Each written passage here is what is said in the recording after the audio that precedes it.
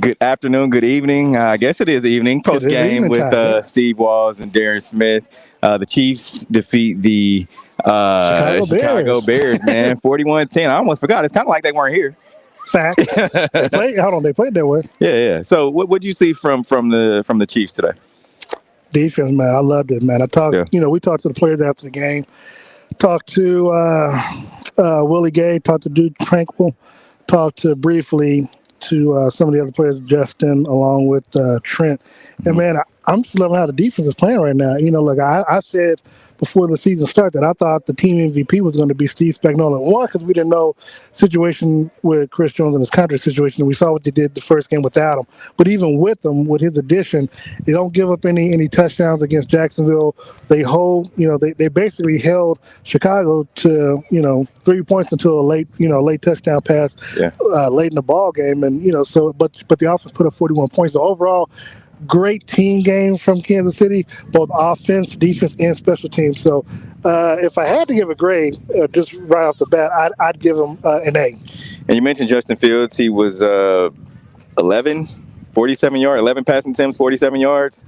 I mean, as a starting NFL quarterback, how do you rate his performance? Because like we talked about in our pregame show, guys, remember you can catch us, Darren Smith and myself, pregame before every game, the pregame cheat sheet. But Darren, how do you rate his performance? Because as an NFL quarterback, he had a lot coming into this game. Talking earlier this week where he told the media, he feels like a robot and some other things. But how do you rate his performance today? I mean, obviously, it's a failing performance, but I also have to keep in mind, we do watch some of these national debate shows, and I think back to what Keyshawn Johnson said this week, and, when Justin came out with his comments today, you got to look at it from his perspective.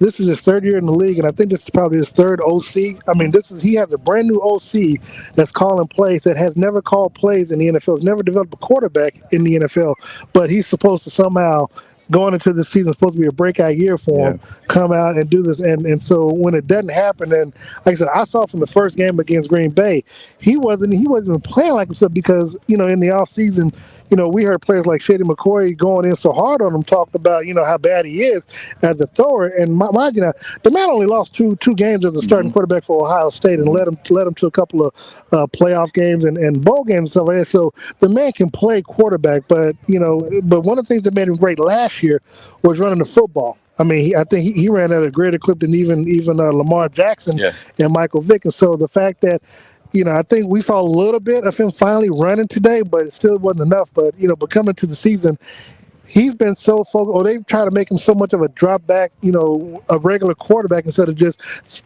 specializing the offense to his skills, and that's where a lot of these young quarterbacks are failing. But it's not the quarterback's fault; it's the organization and these coaches that's failing these players. Now, we talked about last week, and everyone, not only us, but everyone was very critical on the Chiefs running versus passing.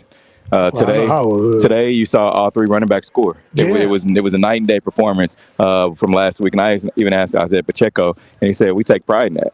Asked him, post game, he said we definitely take pride in that. We knew, so we wanted to make sure. Or he said once I scored, all the other guys wanted to score too. Well, that too, but I'll give Andy Reid this because they're not stupid. Yeah, but they might be bullheaded, but they're not stupid because pointing out, and it's like you had really two rushing attempts and Patrick scrambling on those two other times. So you had two rushing attempts in the first half of an NFL game, and here it is a close ball game where it shouldn't have been that way. Right. Now now look, as we said pregame, if you're going to work out the kinks, this is the game. This is the game where you work out these kinks, especially going up to New York next week.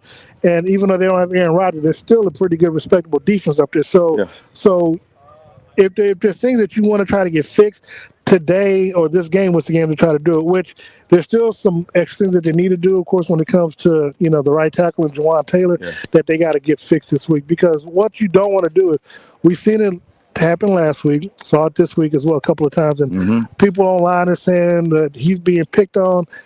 Look, I get it. Here's the thing. the referees got the final decision. Yeah. So if the referees are flagging them, you got to do something about it. I don't care if they're picking on them, if they're blaming them, whatever it is. If they're throwing a flag, it's not going to get overruled. Yeah.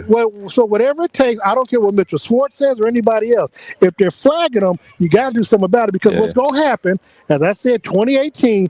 When Andy didn't want to do anything about their defense, what caused them to not get to the Super Bowl?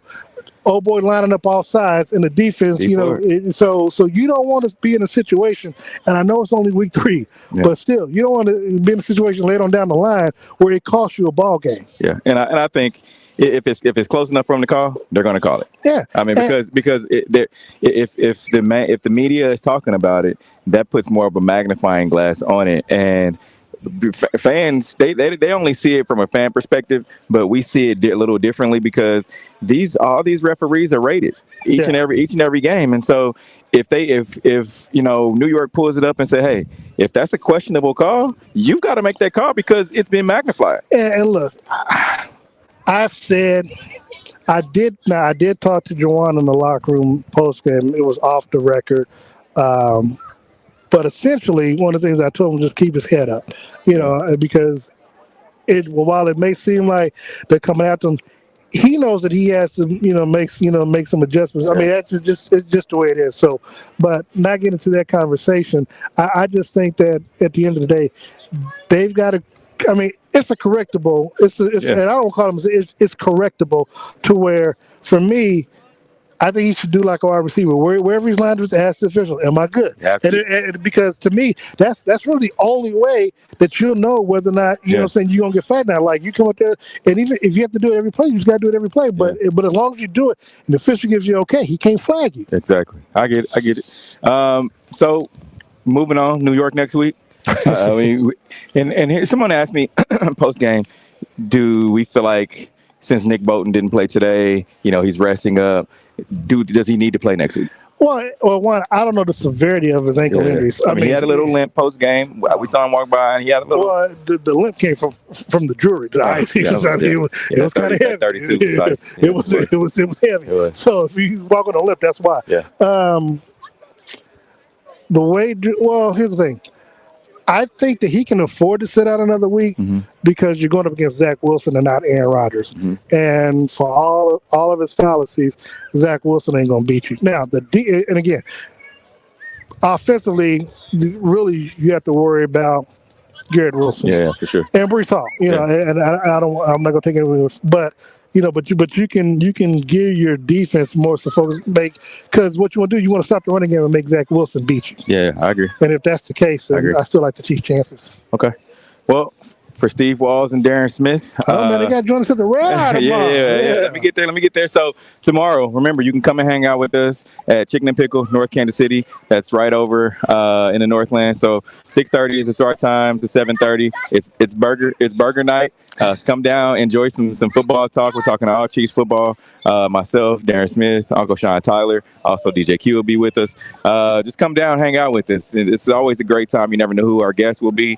So for tomorrow, 6:30 to 7:30, Chicken and Pickle, North Kansas City. And before we go, make sure you join us. Tune in.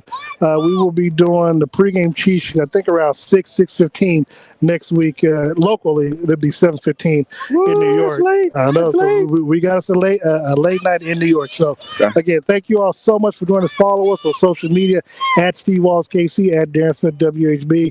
Hit us up. We respond, and if you look for sponsorship opportunities, you can reach out to us as well.